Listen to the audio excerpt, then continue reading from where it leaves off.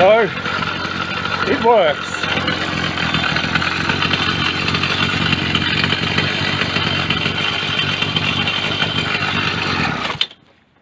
Alright, so the question is, of course, what did I do differently? How did I get this monstrosity to work? Well, the answer's quite simple. I pulled off the 50cc and threw on the motor from the Mark IV. Now, if you've been watching the videos, you'll know that after the endurance ride, the clutch basically destroyed itself. So here's a quick montage of me repairing that. It's basically pretty simple what I'm doing here. The adjustment I need to make is the spring in the middle. So it's not actually to do with the clutch plate or the pads or the flower nut.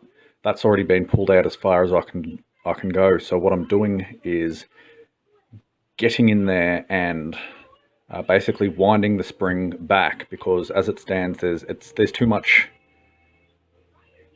slack in that spring, and it's basically pushing the clutch plate too far forwards, and that means there's no room for it to disengage.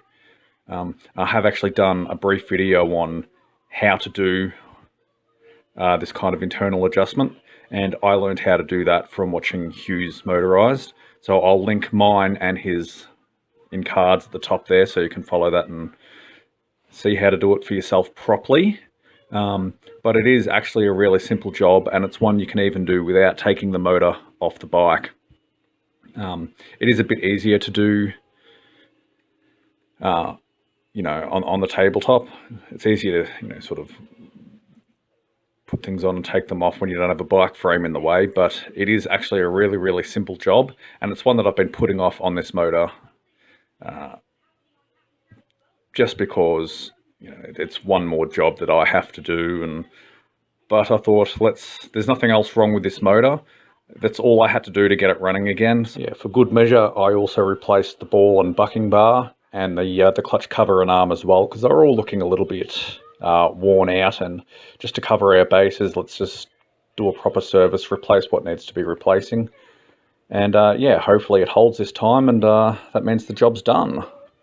So I'm going to be doing a similar video with the 50cc motor when I replace the rods, but there's nothing too technical to explain here with what I'm doing, so just a quick voiceover.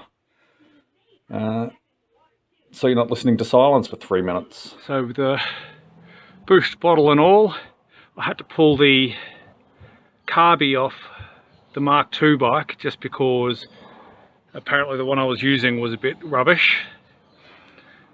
I suspect I'm going to have to take that rag joint off and try a little bit harder to fit all 9 bolts, because that chain, it's just not quite happy. I'm having a lot of alignment issues.